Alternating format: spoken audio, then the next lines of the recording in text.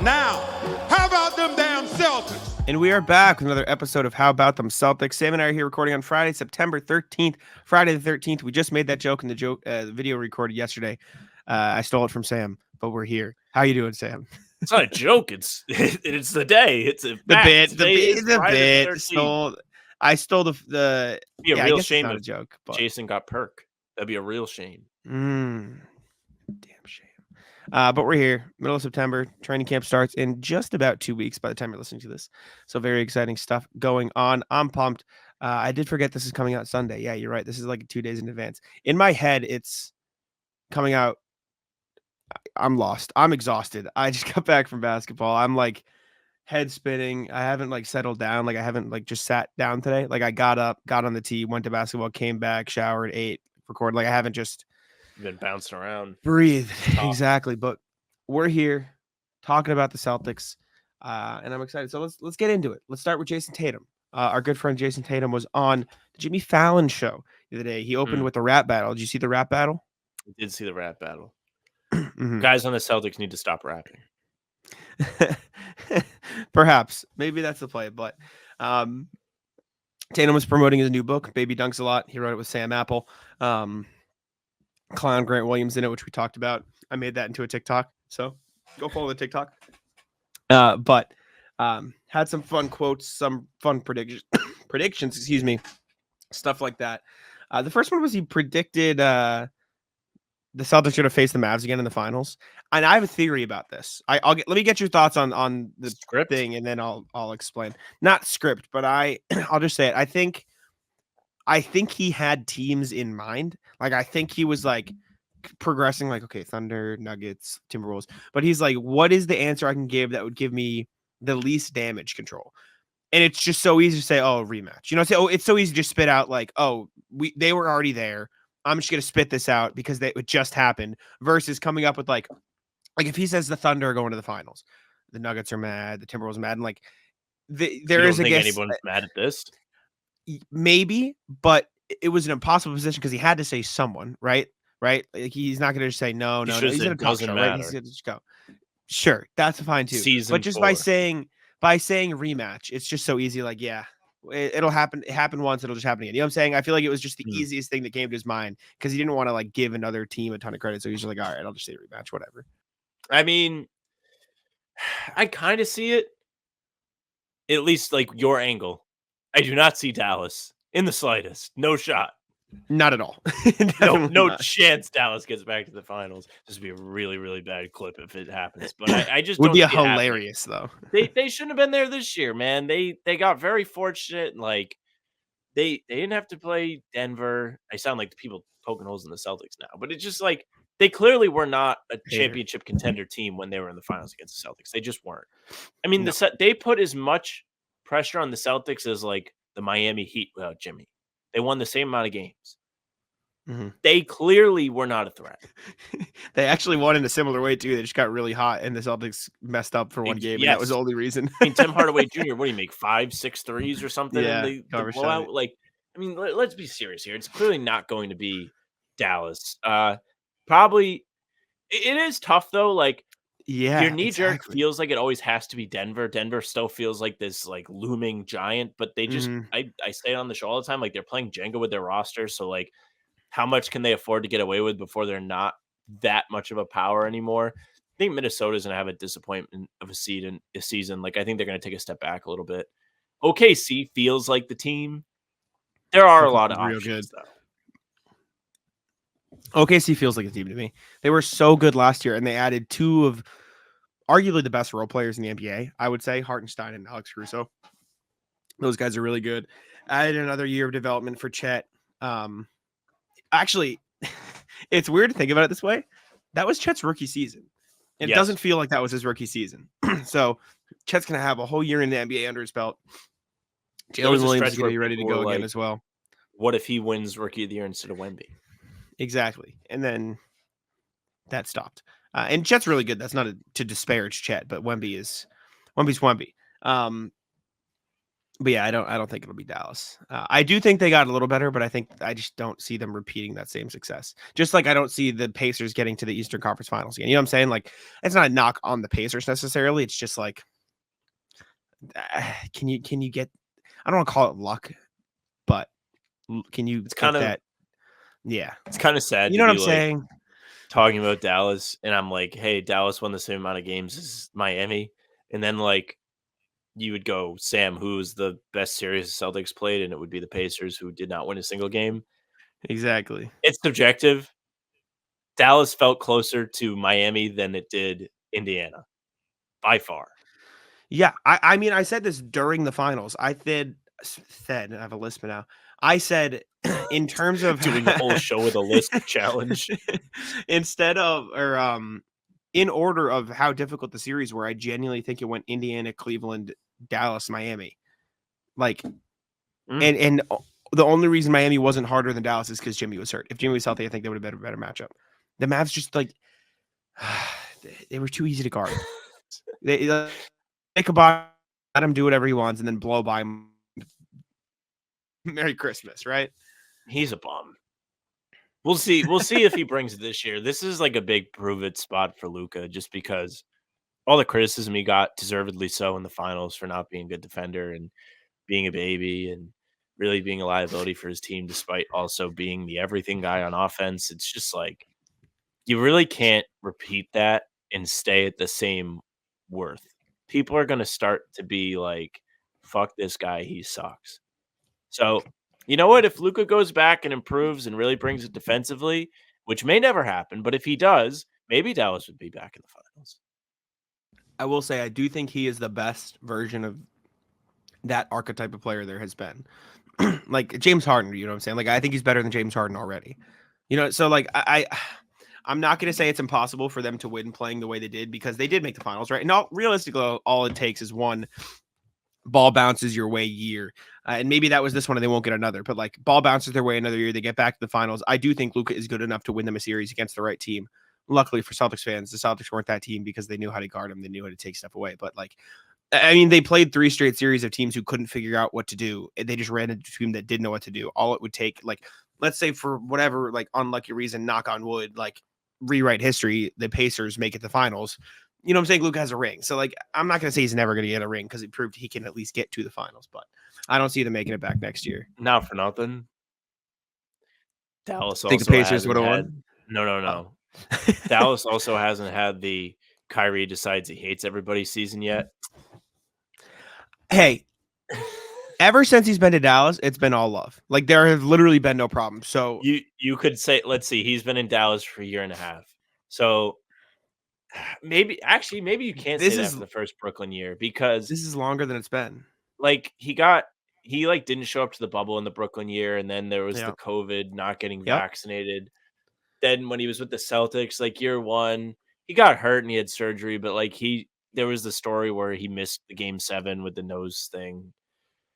It is a record. Yeah, year and a half. Just the way behavior. he's carried himself in Dallas too, I just think has been different. Whether it's just realize everybody's out on the bullshit. Really, that's what it is. Everyone's over it. I mean, he was buried and written off before he went to Dallas. Like when that trade happened, it was like, why would they even bother? Yeah. Tatum also said he has a solid shot to win MVP. He basically asked him for an MVP pick, and he goes, "I'll just pick myself," which like, duh, right? You're not gonna not pick yourself. Like if you that's like, actually not true. I feel like people all the time will be like, "Well, this guy's great." They love it. But respect to Tatum for being like, "It's gonna be me," and it won't be. But yeah, I don't think it will be either. The only win I wrote about this recently. Be cool. The only way Tatum will win MVP is if the Celtics win a historic number of games, like even more, like if they win like 73 games, right? Not gonna happen. But if they win, like, if they won, it would be insane, right? But like, let's say they win that many games and his rebound numbers go up and assist numbers go up. Like if he averages like 25, 10, and 7, and they win, you know what I'm saying? Like, probably maybe give it to that guy. Like, but if the Celtics won 73 games, can you imagine the hell that the playoffs would be? Bad. Like, I can't imagine what Warriors had to go through that year. Think of the expectations this year, right? Like, they have to win, they have to win, they have to win, and thank goodness they won. Do you think it'd be But better can or you worse? imagine being a Warriors fan that year that they lost? Not only when they lost, but every series it felt like they lost more and more games. I think they lost 1, then 2, then 3, then 4. Like, that was more losses than they had the entire regular season, all within, like, a 2-month period. That's brutal. Do you think it would be more or less pressure than this year? Less And because that they already won. obviously, that's what I was gonna say, and it sounds obvious, like, oh, you win that many regular season games, for like the pressure's us on. Yeah, for me, I would not have a fun time to play as. We got off easy this postseason. There were very little losses to get stressed on. The heart monitor's ready. Tatum was also asked if there was an NBA player who could have a successful second career as a WWE wrestler. Who would that be? Shock, Draymond Green. I feel like there Yeah. are some other guys that definitely could do it, like Embiid could. He talks well enough to, like, be on the mic. He's the Big Show. Yeah, he would do it for sure. He loves all that shit. I'm like looking through, excuse me, thinking about team to team who would make good, like, because I think you make a good point. It's not just about the athleticism, but like the character too. And so I'm like looking through. I mean, Brunson and Halliburton had that little, like, they showed up in New York at the event. Brunson and Josh Hart would be a funny tag team. Josh Hart would be a funny WWE wrestler. I think he'd be good. Boban would be a great, like, gigantic guy wrestler. Great Khali. Yeah, he'd be the great Khali. I'm like looking through, excuse me, the teams here. Draymond's a good pick, obviously. Anthony Edwards would be a good WWE wrestler. Anthony Edwards is the answer. Yeah, he's the answer. Yeah, him. Loki, I think Ja too. I think Ja would be a good wrestler. The personality part. Hey. Anyways, that'll do it for that. Next thing. Oh, wait. Mm-hmm. He also mentioned that Deuce is going to get a championship. Oh, yeah, I did miss that. Very tough for yeah. Embiid and Luka and other guys that don't have a ring. Because the no Larry picture of Deuce getting his ring is going to go crazy. I thought you were going to say very sad for Tatum's other sons who are not getting one. That's the joke. Well, they aren't getting them. No, the favorite child clearly is Deuce. You think the infant will get a ring too? I had the same thought. Like the Tatum Mafia is going to be like, delete that. We're going to get DMs of. I know. Anyways, Eric Binkis of Bleacher Report wrote an article discussing one dream trade target for every team. And he sort of, I don't want to say scammed the Celtics, but he sort of gypped them because he didn't actually list a target for the Celtics. There was not one player in the NBA he's listed as a dream thing. Yeah. But he did list Jaden Springer as the only tradable player on the roster as the potentially available section, which is tough for you, Sam. I'm going to have to DM him as if we would get the Tatum Mafia. Delete this. If anything, this is good for you. It means he thinks he's good enough to have some value. So no, you should be thanking him. I'll read exactly what it says. After the 2023-24 championship, the Celtics retained nearly their entire squad. If healthy, the team doesn't need much, and any added players may not make the rotation. Instead, the goal may be more of a simple cost-cutting move, like trading Jaden Springer without any salary in return. Literally a salary dump trade. It's not even a value thing. It's like, here's him for free. It's insulting. Well, I misread that. Dude, did you read some of the other like dream trade targets for these things? Because they're kind of sad.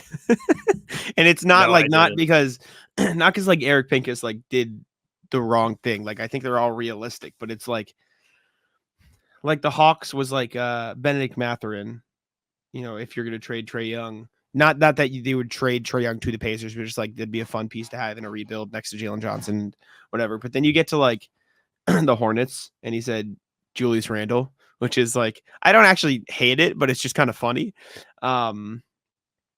He said for the Bulls, it's D'Angelo Russell because you'd get to get off the Zach LaVine contract, which is just so sad that is where they're at. Dude, this is just like an insult article. He's just being mean to everybody. I know.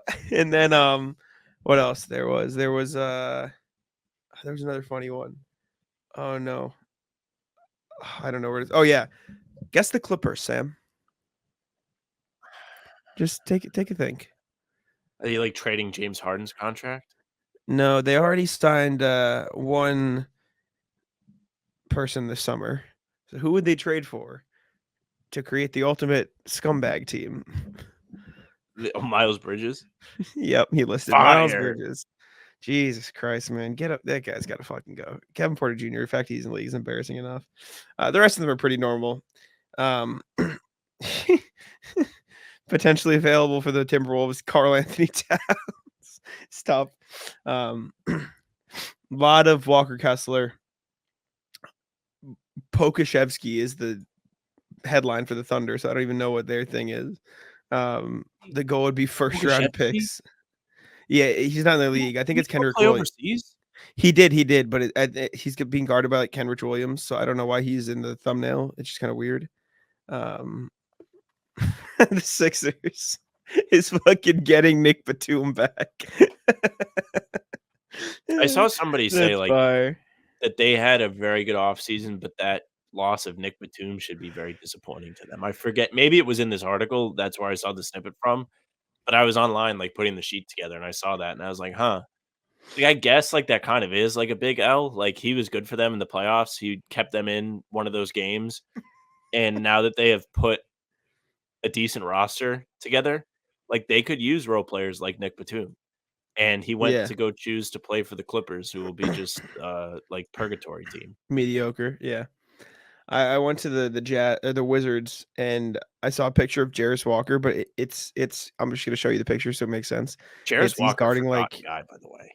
Exactly, but he's guarding this guy, and I thought he just put a picture of Cooper Flag for the Wizards, which would have been really funny. Guarding this guy, that's that Hunter Tyson. Whoever it is, poor guy. It's Hunter Tyson. I know who it is, but it is unfortunate that I just thought they were dogging the Wizards. Anyways, and next thing, PrizePicks is America's #1 daily fantasy sports app with over 5 million active members. PrizePicks is the easiest and most exciting way to play daily fantasy sports, and unlike other apps, on PrizePicks, it's just you against the numbers. All you do is pick more or less on 2 to 6 player stat projections and watch the winnings roll in.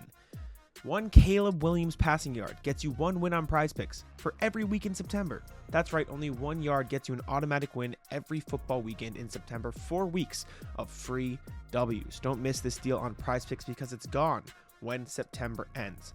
Also, you can now win up to 100 times your money on PrizePicks with as little as 4 correct picks. Sam and I used PrizePicks all season long while on How Bout Them Celtics pregame shows. We picked Jayson Tatum dunks, we picked Drew Holiday steals, we picked a ton of stuff, especially during the finals when Kyrie Irving and Luka Doncic, we were kind of preying on their downfall. Download the PrizePicks app today and use code CLNS and get $50 instantly. When you play $5, that's code CLNS on PrizePicks to get $50 instantly. When you play $5, you don't even need to win to receive the $50 bonus. It's guaranteed. PrizePicks, run your game. Somebody on Reddit made a Joe Mazzulla quote generator. Sam, is this correct? This is correct. In the Celtics subreddit, I can open the thing and read it if you want to open the other link. I can share it. Yeah. This comes from Entreaty Scream R. Hello, I come in peace here as a Suns fan. Other Big Four, baseball, Mariners, football, anyone but the Chiefs, hockey, nah, I don't watch. I've been fascinated by the levels to Joe Mazzulla's soundbites for a while, occasionally enjoying any crazy allegory / analogy / interaction that comes out of his mouth. Hence, I've decided to just draw up a simple project, mixing in some personal motivations related to web development to make this quote generator. Currently, I've got plans to do a little conversation bot feature down to the line, also out of sheer familiarity and curiosity with the tech involved. But here's a simple quote generator with dates and sources attached per quote when possible. Suggestions below are appreciated. And here it is. Here is the Joe quote. Okay, get quote. Okay. That makes me think about how each coaching realm was different, how the baseball managers wear their jerseys and then hockey wears suits. This is my question. This is a real quote. I asked him this question. This is when I asked Joe if he was ever going to wear a fucking headband on the sideline because you asked me to ask him. This is my question. This is our baby. What are the chances of that? Where's the source? Give me here it is. Okay, yeah, wait. He gives me the source. This is like, oh, these are I thought this was like AI. I thought it was going to be AI too, but no, like in the description, it's like, it'll just give you a random whack job quote from Joe. It's actually me. Hold up. He But, sent you a know, link. Pull regardless it up. whether or not they're going to compete every night. So that's really all that matters, as long as they do it together. You know, I saw someone on Twitter said they wish he wore a headband on the sideline. You know, Me? not a headband guy. no, I was in college. Yeah, I think I wore one. I wore one in high school. Not seen on the sidelines anytime soon. No, but that makes me think about how each coaching realm is like different. How like the baseball managers wear their jersey, and then hockey wears suits. Like football, they get to wear hats. Like I'd like to wear a hat and a hoodie on the sideline, but apparently that's like not allowed for whatever reason. What are the chances? The first random quote is my fucking question. That's insane. It would be a real shame Oh if my the God. next one was him saying, "I'm good. How are you?"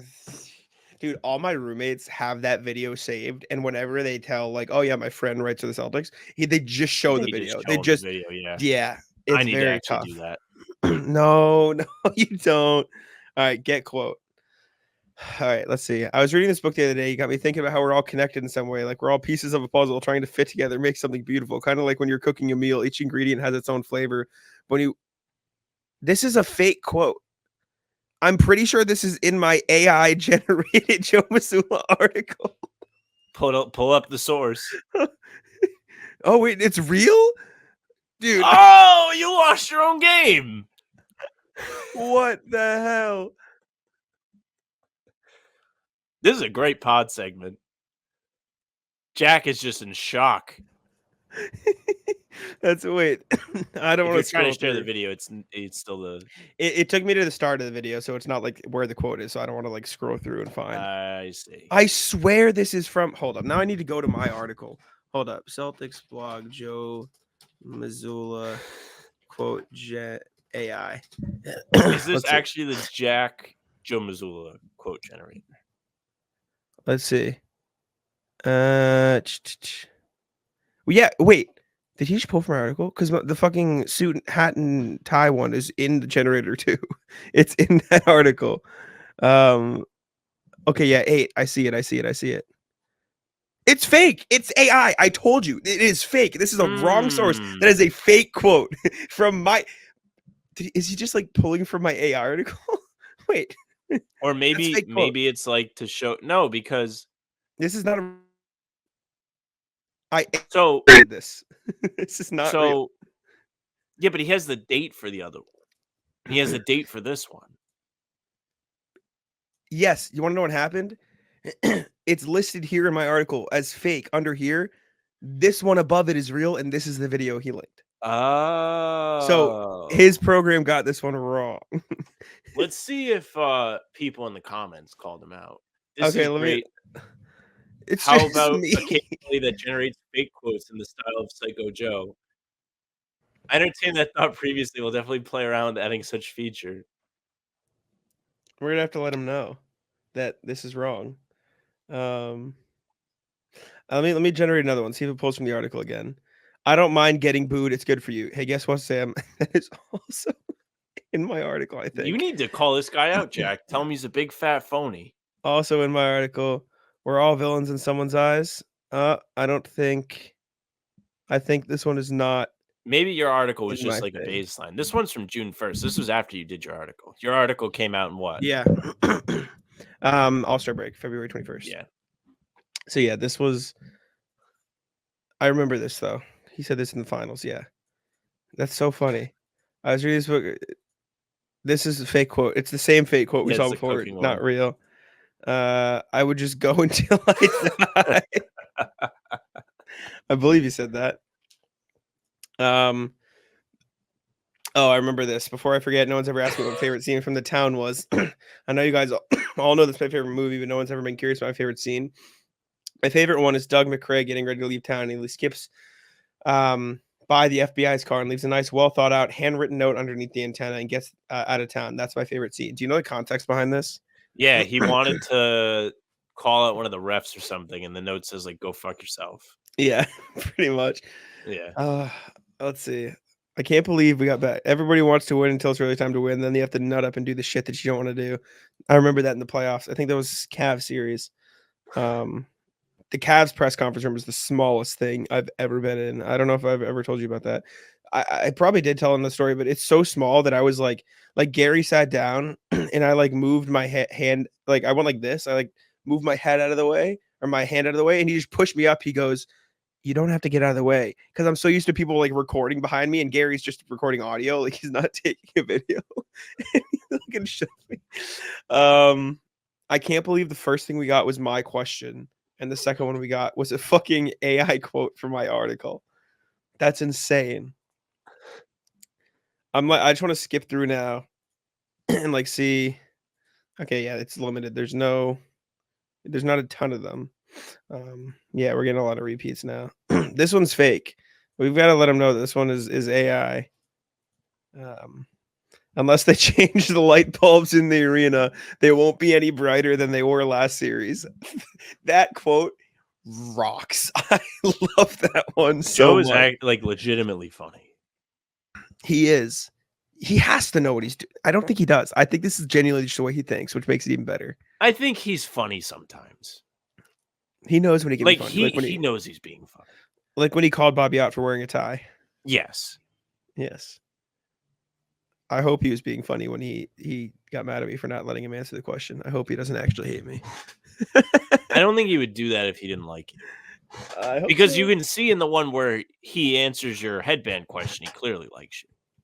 He's laughing. He just thought it was a funny question. Anyways, that's funny. I really enjoyed that segment. That was great. Next thing. I haven't told Sam about this. So somebody, the Bachelorette, Jen Tran, chose Max. Yes. This is the one that when they brought her out, that my girlfriend acted like she just saw The Rock come on their TV. Yeah, well, because what happened was she like this guy apparently, like, I don't know the full lore, right? I've seen this in like TikTok or whatever, but she like won the whole show. This guy originally I've heard about this a bachelor on the season when he thought it was going to be another girl, and then it was her, but he was like, I'll still do the show anyways, and then he won the whole thing. And then like a few months later, he's like, actually, I don't really want this. And so now she's like, I don't want to say a martyr, but everyone like loves her now. Like, fuck this guy, whatever. And honestly, fuck yeah, I agree. Because that guy's kind of a dick. This story's kind of funny though, like, because he was like, fuck, this isn't why I signed up. And he just went through and won anyways. Anyway, that's she was basically you didn't even want to win and you still won. Fuck that guy, man. That's so scummy. But she was asked, like, who's your celebrity crush? And she said Jayson Tatum. Right? Very handsome. And she was then informed, and she basically said, like, yeah, if Tatum, hit my line, I don't know if I'd be ready to say yes yet, because like I'd be flustered, something like that, whatever. Being like she's up. Then they informed her that he is dating LMA. So she was like, okay, let me pivot. And she said Max Strus instead.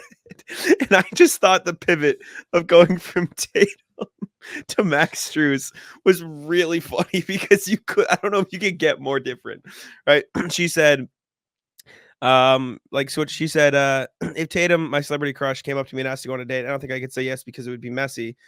Then she said, Max Strus, if you're out there and you're single, I'm ready.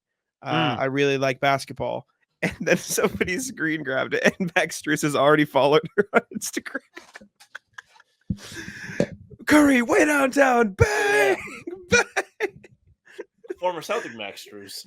Good for Max Strus. Now you're connecting him to the Celtics when it's fun. We need to do a NBA handsome power rankings. Okay, I'm down. I told you about when, like, I had the lady rank, like the top 5 handsome Celtics. Yes. Who won? Was it because I Horford? was like, Horford, very handsome. And she was like, no. Who won? I don't remember. Cool. Probably Yeah, Tatum. sick. Yeah. Okay. Sure. I guess. Yeah. I see it. I just thought that was funny. There's no other like thing to discuss. I just thought that dichotomy of going from Tatum to Max Strus the most really handsome funny. NBA player. Yeah. Let us know. Lastly, before we get to the email, Al Horford recently visited the Dominican Republic. He's the first player from the Dominican Republic to win an NBA championship.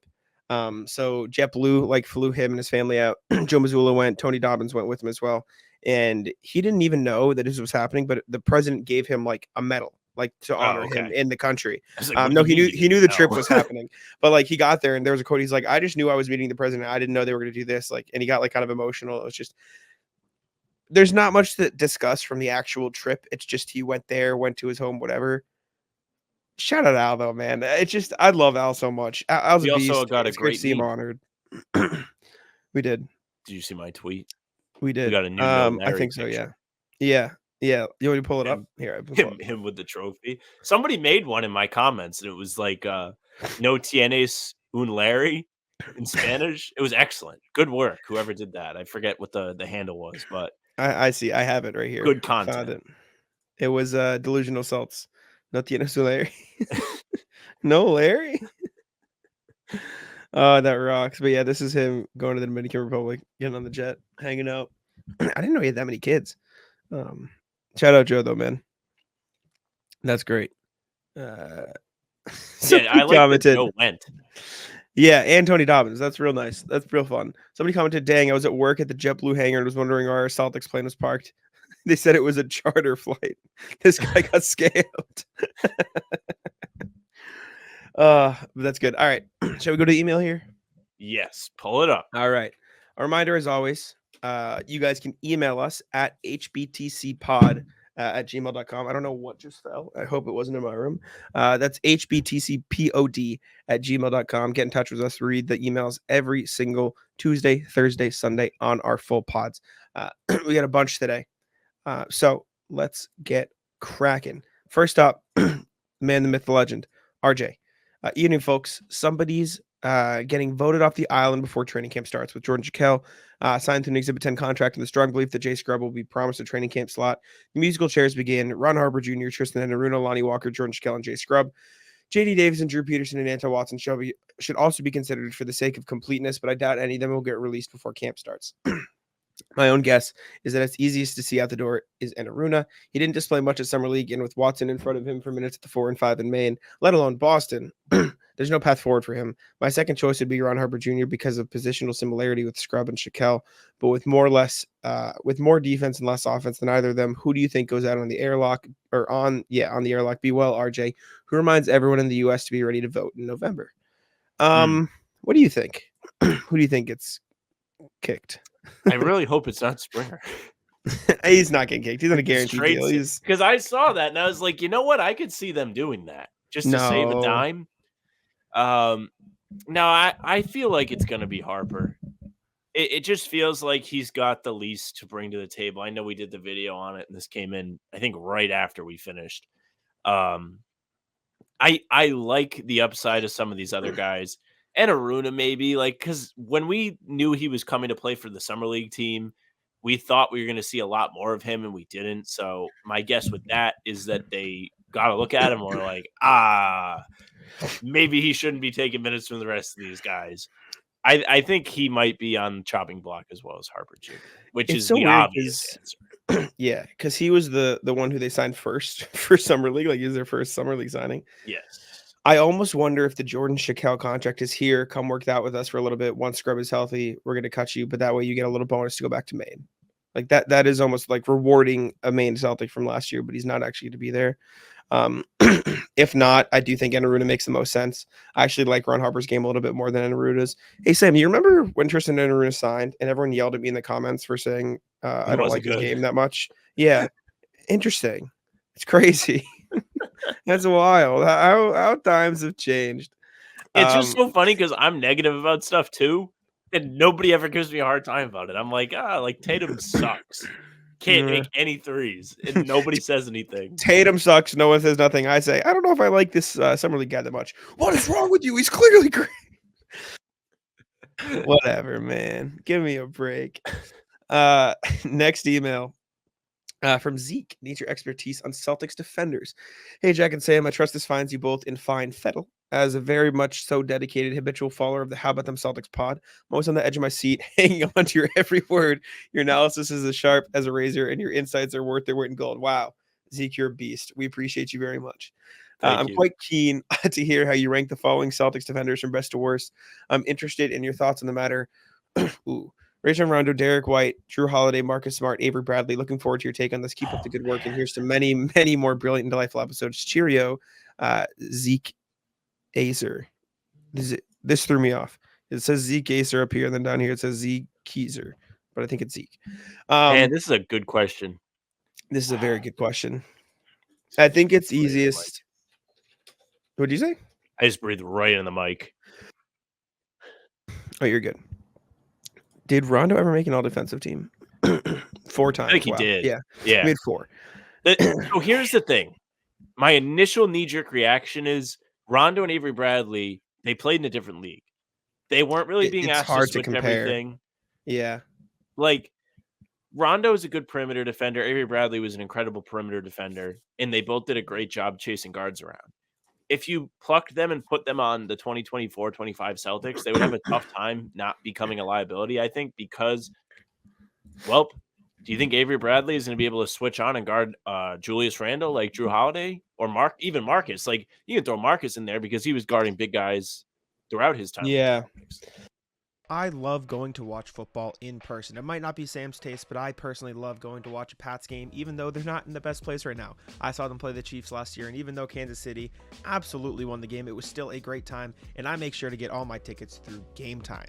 Game Time has a new feature called Game Time Picks that makes getting tickets to see your favorite teams play even easier. Game Time Picks filters out the fluff to show you only incredible deals on great seats, so you don't have to waste time searching through thousands of tickets. Me and my friends are going to see the Red Sox tonight, and guess what? Game Time was the choice. You can pick the great deals, and like I just mentioned, you can filter out all the fees, you can filter out everything to make sure you are getting the best deal possible. That is my favorite thing, getting to know what the exact price is before I purchase, because I know I'm getting the best deal on Game Time. You can see the view from your seat, you get the lowest price guaranteed, even if it's canceled. Cancellation protection is great. It's the perfect app to buy all your tickets. Curation makes it easier to save more on sports, concerts, comedy, theater, and everything else. I saw Noah Khan this summer, and guess what? Game Time came in clutch. All in pricing, again, my favorite thing. Toggling this feature shows you the total upfront with no surprise fees at checkout. Take the guesswork out of buying tickets with Game Time. Download the Game Time app, create an account, and use code CLNS for $20 off your first purchase.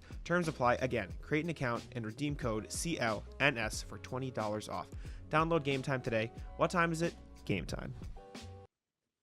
It's tough. I feel like I want to put Drew at 1. Just because I don't know, I just think he's the most consistent. Like, I think Marcus at his best, like the reason he won Defensive Player of the Year is because he can be a high risk, high reward defender. And he took a lot of those risks and he hits on a lot of them, but one too many, you know what I'm saying? Like, Drew Holiday is just consistently incredible. And I think he probably has the best defensive resume of all these guys. Him and Marcus would probably go bat to bat. Obviously, Marcus Smart has the Defensive Player of the Year award. So that's a pretty good indicator, but he's only 3-time all defensive and Drew is 6-time all defensive. Do you know what I'm saying? So he's been doing it for longer. So I'd probably put Drew 1. After that, I get a little tricky. I almost want to put, before I looked at his resume, I was going to put Rondo last just because he's so skinny, but he's so quick. And I feel like he got a lot of those defensive teams because of steals. And I don't necessarily think steals are always indicate of amazing defense. And I'm not saying Rondo I don't think he wasn't a good defender. I think he was a great defender, but I do think that inflated it a little bit. And before he was the one that had to chase Kobe around a lot of the time, I believe. He did. No, he's a great defender. Later years. All 5 of these guys are elite defenders, like best top of the top. I think Rondo and Bradley are probably my bottom 2 though. And then Derek White would be one above them. And then Smart, Holiday. Smart, and I wouldn't. One? No. Holiday, Smart. Holiday, Smart, Derek White, Bradley, Rondo. I agree. I think just because Avery Bradley was like really known as a defensive guy like his entire time with the Celtics, like that was his calling card. And once he lost the physical ability to play defense, like he fell out of the league pretty quickly. Like when he started getting hurt and stuff. I just think his defense was more impactful. He played good defense later into the timeline, I suppose. And I wouldn't complain if you want to switch Marcus and Drew or Rondo and Bradley, but I think that's where I would land.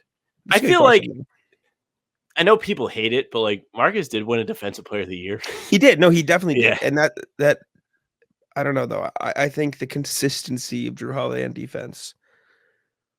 Like I think year to Also- year, Marcus can have a better defensive year than Drew Holiday, and Hmm. obviously that year he did. But I think as a defender, and this could also very, very much be recency bias, 100%, because Marcus missed the whole last year, so we haven't seen him play defense in a year. You know what I'm saying? I do too.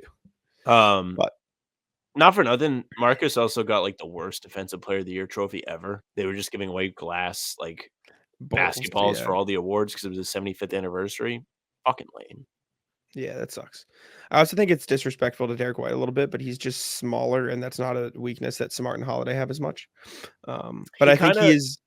He falls in that same category as the other two, right? It's like, oh, like probably can't be as versatile. He's not guarding the bigger guys. Not to say he's not capable of it, but like there have been playoff games where Jimmy Butler has gone right through Derek White. He's taken him in the post. Like that's not happening to Holiday. Well, not consistently going to happen to those guys. Jimmy Butler might have had Drew Holiday's lunch in that last Bucks series, but that's neither here nor there. I think Derek White is the most versatile defender on this list. Or I don't think not so. versatile. I meant to say unique defender on this list. That is what I was trying to go for. I think he's the most unique defender just because of the shot blocking. I mean, dude, Derek White was 16th in the NBA in blocks this year. Period. Like there's no of guards, there's no per game. He had the 16th most blocks in the NBA this year. That is You know what this is like? ridiculous. This is like if you play college football and you're recruiting and then you end up with like a lineman that has 90 speed. It's like, why do you have 90 speed? You don't need to have 90 speed. You don't need to be able to block shots at a top like like top eighth of the league. If like, Can I probably read way these more than names? that. Let me read these names. Wembanyama, Chet Holmgren, Brooke Lopez, Anthony Davis, Rudy Gobert, Walker Kessler, Daniel Gafford, Nick Claxton, Miles Turner, Porzingis, Capella, Jaren Jackson Jr., Kevin Durant, Peyton Watson, Scotty Barnes, Derek White. Shout out to Peyton. Not bad. Shout out to Peyton Watson is correct. Yeah, Derek White had 87 blocks this year. It's ridiculous. Shout out to you. Also, White, Lucas said Drew Holiday is like the worst guy to have guard you. So there's that too. man. Derek White was also 5th in the playoffs in blocks. This is a good email. Which is Thank you. Great email. Phenomenal email. Next email, I believe it's from RJ again. Philip, I lied. Philip. Fellas, I am so bored. Why not pass 1 minute of September playing Mad Joe Libs with your boy Phil? I think Joe Mad Libs flows off the tongue a little better. The rules are simpler. Mad Come Joe up with your names before you read the imaginary Joe quote, and the audience can play along. Wow, this is like our own generator. We just did this. Name an what is this word? Esoteric. Intend for or likely to be used by only a small number of people, especially. Okay, an esoteric, very dangerous activity that only hardcore people do.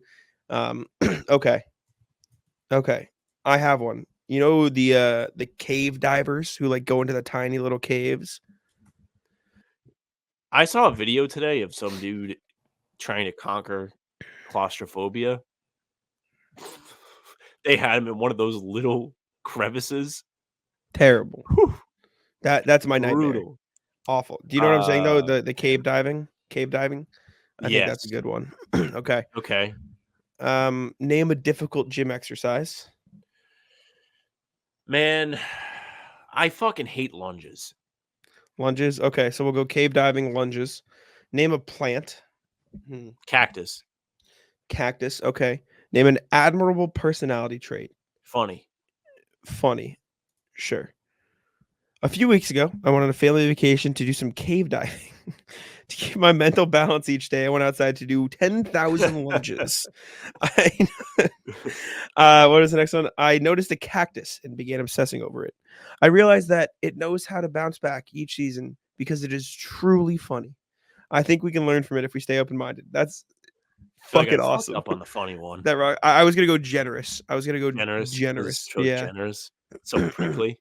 Yeah. Well, it does feed like the desert animals because it has water and there's like no water anywhere else. Mm.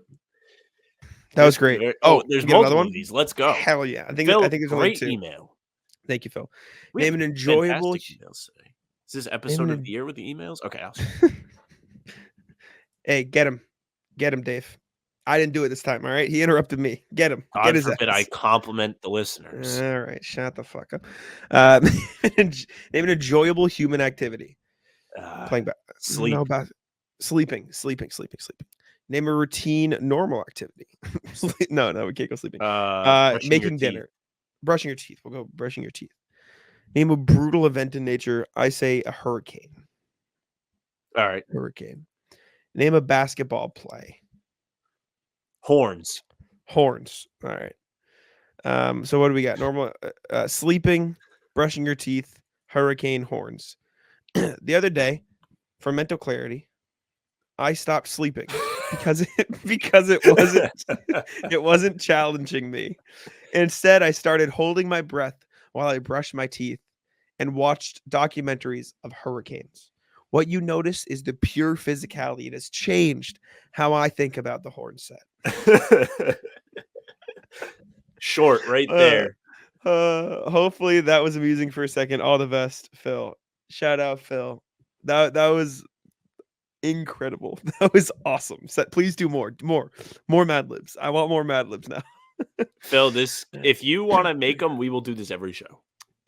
Maybe not every show. Once a week. When we check the emails. Next one. Hey, folks, from RJ. Look back at Dominique Wilkins. I meant to send this along the other day, but I got sidetracked. You had asked about Dominique and how good he was back in the day. He was good, italicized. He's drafted number 3 in the summer of '82 out of Georgia by the New Orleans Jazz and then traded to the Hawks for John Drew and Freeman Williams. Way to go, Jazz. Terrific scorer and a phenomenal leaper coming into the league as Julius Erving was slowing down in 2 years before Jordan arrived. He twice averaged 30 points a game and led the league in scoring one of those years. He's a top 10 reel. Here's a top 10 reel that shows how amazing it was at in-game dunking. I'm going to finish the email, then we can check it out.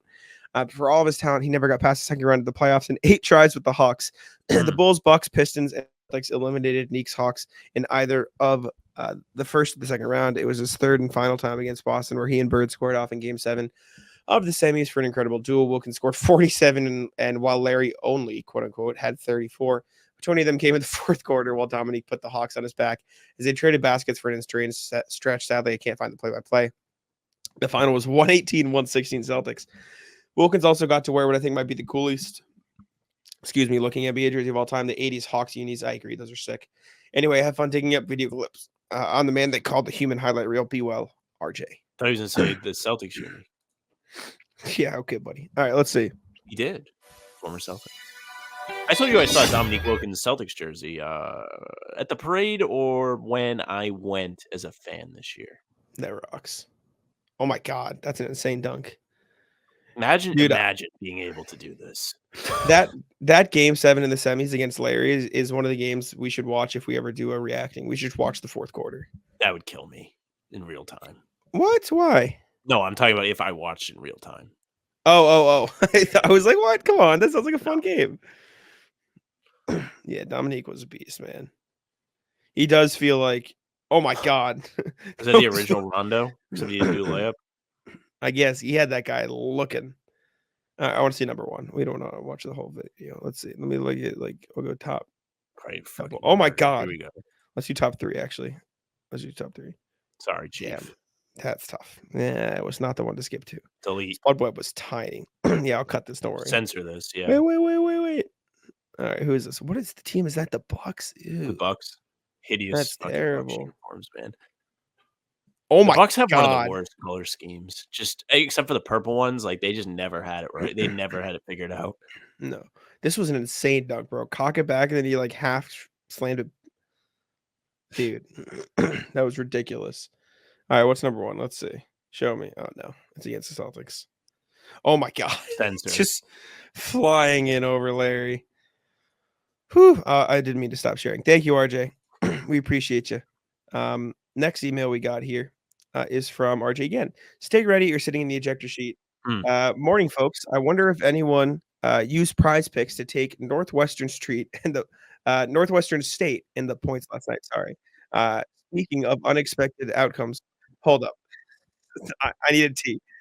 I got a call in the middle of that, and so I couldn't hear you. I heard a ringtone, but whenever I get a call, it plays after the call ends. It plays whatever video is on my computer. So I just heard Joe talking in my ear as I was trying to read. I was like, sensory overload. Like I had to take a tea.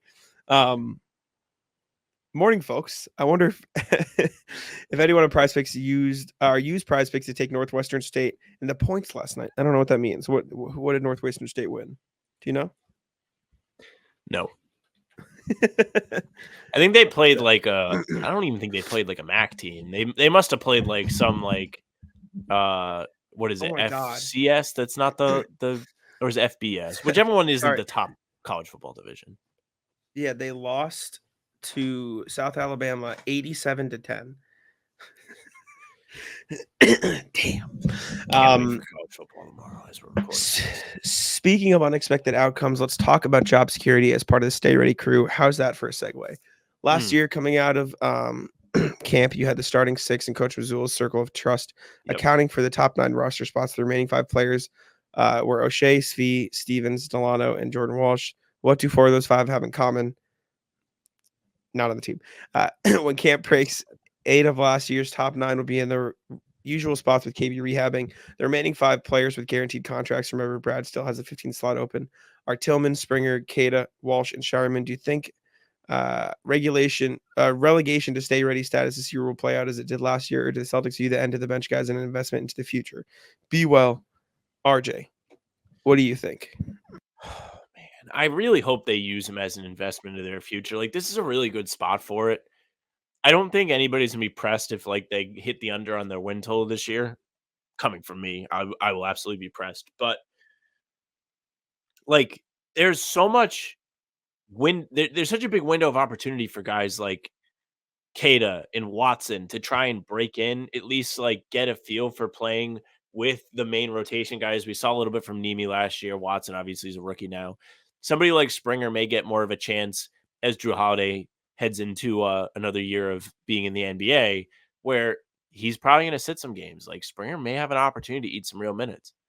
Same can be said for these big guys. Like there's a lot of opportunity this year with the Porzingis injury, with all the other things considered, that these guys should have an opportunity to make a name for themselves, to see where they fit within the Celtics. Like I'm very curious to see, did Springer improve his jumper this summer? We saw him in summer league. He looked good. If he's able to knock threes down at what, 36, 37% and plays defense off the bench, that could be a huge spark plug. Not that he's coming for Pritchard's job, because I just think they're different players, but he absolutely could be an energy guy. For sure. I think Tillman is the only one who's, I don't want to say guaranteed a spot in the circle of trust, but the fact that he played in the finals tells me like, all right, they trust this guy. They like him a lot. I think he's going to get regular minutes. He did. And dude, he shit on Luka in that game. He shut him down. I do. It's in the living room. My new apartment. Yeah, you guys should like keep it like as like a swear jar or something. Somebody in the park told my roommate Mike that he looked like Luka. That's me. He kind of does. He's got like this guy at the guy that works at Planet Fitness. He looks like Luka with like a mullet. Mullet Luka would go hard. I think that'd be real funny. Cool. Next email. Last email. RJ again. Celtics roster logic puzzle. Morning, folks. It's still the middle of September, so let's play a guessing game called Who Might Brad Trade? No, I'm not expecting a pre-camp move, but last year he turned Lamar Stevens and Delano Banton into Tillman and Springer. If he decides to bring in different players mid-year, maybe we can figure out who the likely outgoing players would be. First, we eliminate the folks who aren't going anywhere because of their talent. JT, JB, Kristaps, D. White, Drew. That leaves possible trade trips. Horford, Cornette, Springer, Walsh, Sharman, Tillman, Kada, Pritchard, and Hauser. First off, I think it's unlikely Al or any of the Circle of Trust guys go anywhere unless someone waves a stupidly good trade package at Brad. Detroit's unprotected first for Luke Cornette. Sure thing. All right, let's calm down here. The other parentheses limited possibility for those 4 is the players lower on the depth chart outperform them on the court. If Tillman and Kada both play better than Luke, or Springer and Davis and leapfrog Pritchard, that sort of thing. But even then, I don't see Brad making a move if all the playing football It's that last part that will get the trade checkers fired up. Are the guys at the end of the bench not picking up how to play with Mazzulla mindset? The 4 players I would guess, not predict, just guess, might cross that threshold. Are at least are the 4 least experienced Celtics: Tillman, Springer, Walsh, and Sharman. I left off Kata of the trade list for 3 reasons. He's young, tall, and demonstrated a grasp of the Celtics principles during the West Coast trip last December. True. If there were going to be a player movement this year, it's likely to be centered around the 2-way contracts than anything else. What are your thoughts? Happy mid-September to us all. Can you even move 2-way contracts? No, you can't trade 2-way contracts. Debunked. I don't. Better not be Springer. It'll make me very upset. I just saw your private message. I don't think. Do you remember what I'm talking about? Which one? I bet I can find it. I'll find it while you're talking. You'll see me laugh. Yes. I don't think Tillman to get traded because I truly think they trust him enough to like play him real minutes now. Dude, it's weird because I can't see any of these guys getting traded. Unfortunately, outside of Springer, like, and even then, I don't think they'll trade him after 1 year of having him. I feel like they're all investment guys. So I truly do not think anybody will get traded unless the Celtics sign somebody to the 15th roster spot for the purpose of trading them. That is the only thing I can see happening. Which wouldn't be the worst idea. Actually, thinking about it, it's why not get a couple extra second round picks? You never know. You might be able to cash in and, bring in another Shireman and Watson next summer for us to all be like, what about these guys? I sure hope it's not Springer, man. I'm very high on him if you haven't picked over the summer, me being like, I think this guy's going to be good. The rest of them, I just don't think it's worth getting rid of them. There's so much time for guys to earn at the center spot with Porzingis out. Why would you bother? Maybe if you really think somebody's the odd man out of that trio, you get rid of them, but you have to get something back. Yeah, it's just tough for me to picture trades with the Celtics roster because I feel like it's so set. So I don't know. Yeah. We'll see though. I've been surprised before. I think I've always felt this way about trades, even when they were bad. This is a long show. Can't trade Jared Sullinger. We're going for a long time. Oh my god! But let's get into the NBA section here and start with the 76ers' new arena. Renderings of a potential arena. Yeah. There's nothing set in stone, but they did release renderings of what the Sixers lineup arena. Jesus Christ, could look like in screen of all the guys that are supposed to start. Camden, New Jersey. And here it is. Let me share screen real quick. Mike's girlfriend's from Philly, so she's in shambles. Here's the rendering. Looks kind of sick. Looks objectively kind of awesome. Yeah. But wow. Except you remember it's in New Jersey. Yeah, then you remember it's in Camden, which is one of the most New Jersey and not Manhattan. One of the most dangerous cities in America. Have you been to their arena in Philly? I've driven past it. The location sucks because it's just all the arenas in one place. It's just they stuck all the arenas in one place, and it's just like that. This is where sports are. Here you go. It's okay, you can take the SEPTA. Yeah, but it's like if Foxborough, if Gillette Stadium only had the stadium, it didn't have the places outside it. Yeah, it's just kind of whack. It's right off the highway. Cool, yeah, that's where I saw it. Philly sucks, man. The bank is right. Philly's terrible. But yeah, there's the rendering. Next thing. Jonathan Kuminga and the Warriors are back at it for the timestamps I listed. Jonathan Kuminga versus Warriors round 2. Apparently they're beefing again. So yeah. This is from Anthony Slater. Less contract drama doesn't mean zero contract drama. It's a crazy statement. Jonathan Kuminga and Moses Moody are both extension eligible as they enter the final season of their rookie deals. The deadline to get something done is October 21st. They will enter restricted free agency next July. 6 weeks out, and there hasn't been any significant progress towards the deal in either case. Kuminga's situation will be tracked the closest, considering a structured potential price tag. Yeah, man. There was that thing he wants a max earlier this summer. I think Jonathan Kuminga is going to be really good. I think 30 mil is how much I would pay Jonathan Kuminga. Yeah, I don't think you can give him a max at this point, but at the same time, he's 21. He's 21. He took a 6-point leap in scoring last year. Granted, the 3-point percentage took a little bit of a dip, but the field goal percentage was right where it's been. He's been consistent on his just efficiency overall. He took a leap his second year shooting threes, and he went back down to earth last year. This is a guy who is still young. He has size so he can defend at a versatile clip. Why would you not invest in this if you're the Warriors? Like, what's the worst that happens when Steph is on the decline and you guys are paying him up the ass? You're going to have this young guy that's still around that maybe can be the guy next. I don't understand why they're breaking his balls. Like, he seems like he's been a little bit difficult to deal with, but at the same time, like, I don't know, man. Don't burn your bridges with him. He's been in the league for 3 seasons. He's improved a little bit each time, and he's only 21. I feel like when the Warriors brought in this, like, I was going to say this new group, Mike Dunleavy, like they went from Bob Myers to Mike Dunleavy. It was kind of like they're almost too big of an emphasis on not overpaying because the Jordan Poole, you know what I'm saying? Like they're scared now to do the same thing, which is like, I get it, but like you can see that Jonathan Kuminga is going to be a good player. And I guess you thought you could have seen it with Jordan Poole too, but I don't know, man. I really like Jonathan Kuminga. He just has like a good amount of upside still, and he's not a finished product clearly, and he's got length, athleticism. He can score at a decent rate. Like, it's not the time to quit on him right now, right? Like, I agree. I don't understand what's going on here. It's Whenever I look and at, then, you know, to just bleed it into what we're talking about next, then it's being reported that they're interested in Jimmy. So you'd rather pay Jimmy at what, 35, 36 than Kuminga at 21? I mean, what are we fucking talking about? Well, we can talk about that now. They definitely could do both. Like, it's not an either or situation there because they could sign Jimmy with the contract space and then extend Kuminga and like match an offer for Kuminga, right? So they could spend the money and then also keep their guy, which is a good thing. It is just weird that Jimmy is now doing this parade of, oh, this team. Like, did you see the reason he's supposedly interested with the Nets? Did you see that on Twitter? No. So apparently it was like him and Ben Simmons have the same agent, and his agent has said nothing but good things about the way the Nets have treated Ben Simmons. So Jimmy Butler just doesn't want to play. That's like the gist of this. I don't know, man. I think it's just I think the Nets would be nice to anybody. Clearly, like if they're treating Ben Simmons well, who's eating a significant amount of cap and doing nothing, like I think not that's even the point, taking though. the floor.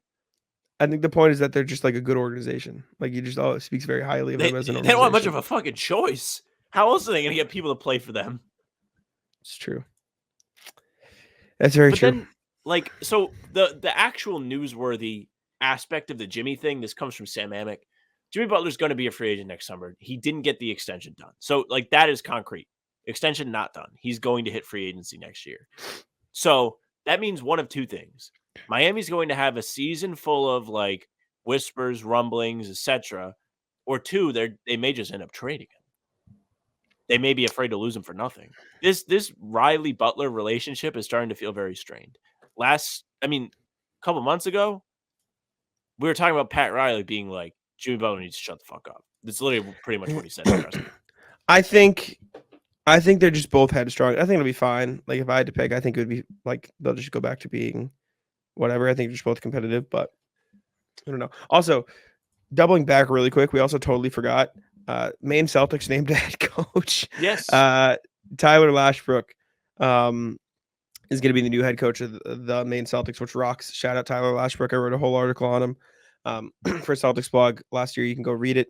If you just Google Tyler Lashbrook Celtics blog, it'll pop up. If you Google Tyler Lashbrook, I think it is still the first thing that pops up. Yeah. So you check it out there. He's a former blogger. He wrote for SB Nation and Fansided both. So shout out. Really cool guy. Nice guy. I talked to him a little during the finals. When I was doing research for the story, I was reaching out to people who played with him. And realized there were 2 Tyler Lashbrooks in the town he grew up in the middle of Kentucky, who played basketball at the same time, which what the hell? And I was talking to him in the finals and he was like, my parents are going to think that's so funny.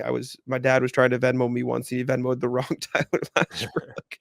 And so it's cool. He's a very nice guy though. So very happy he's going to be up in Maine coaching there. So shout out Tyler Lashbrook. Great guy. Deserves it. He's going to be a couple years older than us. I think he's a little bit older. I think he's like 30. Still not bad.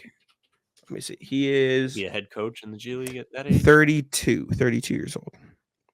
Really good. Really, really good. He's a damn good coach too. That motherfucker hustles. You know who he worked closely with? Who? Jaden Springer, your guy. They were like this. because of Philly. Maybe He that's was in not Philly good for with Jaden. Springer if he's gonna be in Maine. He was in Philly with Springer and Cassell. Yes. And so there's that. They were doing a drill in the playoffs where Springer would take a shot, and every time he missed, Tyler Ashbrook made him go sit on the bench for like 10 seconds and like think about what he did. It was really funny to watch. Like missed 2 in a row, he had to go sit. Anyways, shout out to Tyler Ashbrook. Just wanted to double back on that. Next NBA thing is a guy on Reddit who randomly played disc golf with Lauri Markkanen. He I didn't know who he unknowingly was. played disc golf. Yeah. with him. Had no idea. I'll pull up the post. From Cautious Hurry 6395. He says, I played disc golf with Lauri Markkanen. I played disc golf this past weekend and ended up paired with another solo player. So they don't really follow sports. I didn't know who he was until we started chatting. It was Lauri Markkanen. He's incredibly humble, down to earth, and it was absolutely rips it on the disc golf course. We played the full 18 and went our separate ways. I Googled his name afterwards and was retrospectively starstruck. It was cool to talk with him as a fellow human rather than an NBA superstar. And then he shared this, which is just Lauri Markkanen ripping the Frisbee through some trees. And he hawks that shit. Shout out to Lauri Markkanen, man. This Jazz is are fun. going to see this and put it in his contract that he can't do it. Yeah. Put too much effort and he's going to hurt himself. Hey, man, he just got back from the military. Let him live. Let him live. What a tough draw that is, having to go in the military. I But yeah, I know. saw that. I thought it was just kind of funny. Imagine that. You just like, oh, wait, you were an NBA All-Star? What? Yeah, insane, right? Crazy. All right, Sam, Reddit post of the day. You got something? Yes. Today's Reddit post of the day does in fact come from the NBA subreddit, comes from user. Oh, wait a minute. Yeah, you didn't Hold link it in on. the sheet. I know. I was looking. That's why I said, do you have something? Not what you got. I have the correct text. Yeah, I figured. I figured oh, you wait, just didn't no, link I it. don't. Oh, no, I Uh-oh. fucked this up bad today. You thought, Yeah, I thought I did. I must have not put one in. All right, let's Stand see. by. Let's see how long it takes Sam while I filibuster to find the new Reddit post of the day. Let's see. Let's see. What can I talk about while Sam talks? You guys are getting the cream of the crop. If you guys are listening at 1:15 into the show, then you guys like us anyway. So I'm just gonna ramble while Maybe I Sam can looks at find Reddit. Oh dear, are we cooked? Christian McCaffrey's on IR next week again. So fantasy owners, if this is your first time hearing that, sorry. I suppose we don't need it today since we're already this deep into the pod. All right, no Reddit post. You know what was Reddit post? Lauri Markkanen disc golf. That was the Yeah. Reddit post today. Reddit post. Enjoy. All right, in that case, Ratless time, Sam. What you got? Ratless is me forgetting the Reddit post of the day. I'm very ashamed. That was a layup. Yep. I think I thought I did it, and I clearly did not do it. Mm-hmm. It's a catastrophe. Very tough.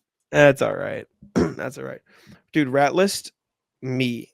Mm. I've played basketball 3 times in the last 3 days. I am Good. gassed. I am gassed. The worst part is I have so many blisters on my feet. Oh, that is From it is awful. And it's because I played tennis a few days ago too, like the morning before I played basketball. So I've just been like sliding around in the same shoes over and over again. And like in tennis, you literally like slide to get it and stuff. So I'm just like not good. You need to rest tomorrow and then get back out there on Sunday. I'll play Sunday, ideally. We'll see. You play with Did you- us? I don't know if I can make that drive. I'll probably just walk across the street to my park. It is so much I was easier. I was just like, No. oh shit, I didn't anticipate this. no. I don't blame you. I It's- wouldn't want to make the yeah, drive yeah. either. It's so much easier. Yeah, no, Ratless, my exhaustion. I'm so tired. Ratless, you ever?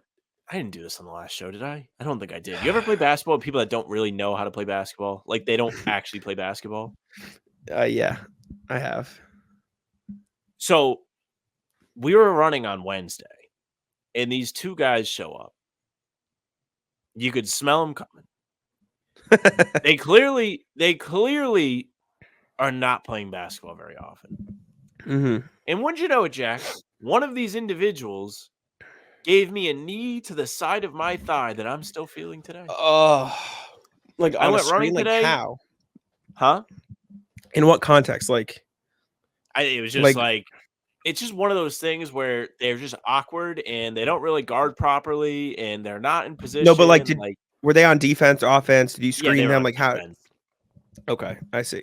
And just like had a dead leg at the time. I went running today. I get back. And you know how like when you stop running, you slow yourself down? Obviously. Mhm. Everybody knows how to do it. Most people know how to do it. So when I was slowing down, I'm like, damn, I really have to take my time slowing down because I am feeling it in my leg 2 days later. Fucking awful, man. Have a dead leg because dudes are just not coordinated out there. It's fucking dangerous. The worst are the dudes that are like football players and they just assume that you're supposed to be like that playing basketball. It's like, no, that's not how it works. Rallis me again, dude. I was playing just another basketball thing. This could be a lot of rallies because it's all I do. I was playing basketball last night and I had already run like 2 games or whatever. And I had like been at the park for like 2 hours at this point. And so I didn't even want to play this game, but we had just played 2 back-to-back against these guys and we won 1, lost 1. So we're like, all right, we got to do another one. We got to do tiebreaker. So we played a 7. But like by the time I was playing these games, I was so cooked. And so I was just like, missing layups, like rolling off the rim. Like I was just a centimeter off. And this dude I was playing with was like feeding me perfect passes. Like he knew exactly where to put the ball. And I just felt so bad every time I just like smoked one. I was like he was setting me up beautifully every time. Shout out Patrick. And every time I just smoked it. I felt so bad. It's the worst feeling missing a layup when you get set up. It's the worst. Been there many a time. Layups are harder than you think. It's tragic. Man, Ratless high school kids. So when I go to work, we have shit fucking parking. Like Sure. parking lot fills up. You have to park on the street, walk down the street, whatever. I'm walking to my car, and this like car full of high school kids drives by, and the kid like just screams out the window. He's like, "That's a real life bitch right there." And I was like, "What the fuck? What did I do to you?" That is just so like. I really don't have like a punchline for this. They're I'm not just like really losers. upset about it. Like, what are you gonna do? They're kids, but like just in like a drive by, insulting you is fucking brutal. I got drive-by insulted in high school. So we were playing Pokemon Go. You remember when Pokemon Go was Pokemon huge? Go was all right. It was great, like that summer. And so me and my friends were walking along playing it, and this car drove by and screamed out the window, "Look at those!" Oh no! Word, right? Fill and in the blank. My friend just looks down, not missing a beat, just goes, "Well, now everybody knows." Just like to us. Kids are mad annoying. There are like these like middle schoolers Kids who are were playing kids, though. basketball. I I know don't they were blame like there were a bunch of like middle schoolers playing at the basketball at the park, like right by my house, right? And they're shooting around, and me and Mike, my roommate, are playing 1v1. This kid just goes, "Where's the green? Where's the green?" Because we're just bricking threes over and over. And so he's just clouded on us. It was brutal, man. It's getting chirped by middle school kids is not on my fucking Middle school docket kids are for the mean, day. man. Yeah, they are. I don't know if they quite have that, like, maybe I shouldn't say this filter yet, a lot No, of they them. don't. They do not. So they'll tell you what they think. But what are you gonna do? I'm not actually like mad about it. I just thought it was funny. You know what's fun is when you play pickup against those kids and they just don't miss threes because it's all they do is shoot threes. Dude, I had one last night. There was this kid who doesn't look like he should make threes. His jump shot was like Tyrese Halliburton one hand, just cash. Yeah. I was like, bro, give me a break. You know who's annoying like that in the best way? Trevor. That motherfucker is quick. He moves like Steph off the ball and he doesn't miss. I'm like, dude. You played today? He did, yeah. Any like, good names in the building today, Jack? At run? Noah was there. Kari was there. Me, Trevor. I don't think anybody else that you guys would know. Chad Finn was there. He didn't play, but he just came to like hang out and watch. So shout out Chad. But it was good. It was a good time. Trip. Good runs. I played all right. I played pretty like okay on the glass. I was like playing in the post a decent amount. Ethan Fuller was there, who writes for New England Basketball Journal. And I posted him up a few times. He just looks at me and he didn't guard me the next game. He goes, "I get a break finally." I'm like, "Come on, man, give me a break." And we were talking after, and he was like, "I need to put on a little muscle, I guess." I said, "I know you're too quick for me." He goes, "We'll balance out. We'll switch for each other," because he's like a scrawny kid and I'm obviously a little bigger. So that was fun. One day I came to Globe Ball. What a day I had. I can't remember. Were you good or bad? I played great that day. I just had it like it's just one of those days. Like everything feels right on the jumper. Like mechanics are good. I was just like catching, shooting easy, pulling up off the dribble easy. Bobby Kravitsky thinks I'm like nasty. I'm like, no, Bobby, I'm not that good. You're pretty good relative to I'm like okay. skill level. That's all I got though. I don't have any more list. Yeah, that's it. I got nothing, man. All right. In that case, thank you all for tuning in. We appreciate it very much. Make sure to leave a like, subscribe to How About Them Celtics, and I'll let Sam take it out. Yeah, thank you very much for listening and watching. Make sure you subscribe, leave a like, comment, tell us what you're thinking about as the Celtics season gets closer and closer. You can hit the notification bell so you don't miss any of our daily uploads. New stuff is coming at 5 a.m. Full pods dropping like this one, Tuesday, Thursday, Sunday. Game recaps will be back the morning after each game. And other videos in between will be up on the channel to keep you busy. Again, subscribe, leave a like, hit the bell. You can find us on Spotify and Apple too. All pods and recaps will be there for you. So if you just follow, they go right to your feed. Leave a 5-star review. We'd appreciate that. You can email us, hbtcpod@gmail.com is the address. We had great emails today. Join the crew, hbtcpod@gmail.com. The socials are How About Them C's for Twitter, Instagram, TikTok. Facebook is just the name of the pod. All streams are there. They're on YouTube. They're on Twitter. Jack's Twitter's at Jack Simone NBA. Mine's at Sam LaFrance NBA. That's it for us. Bye.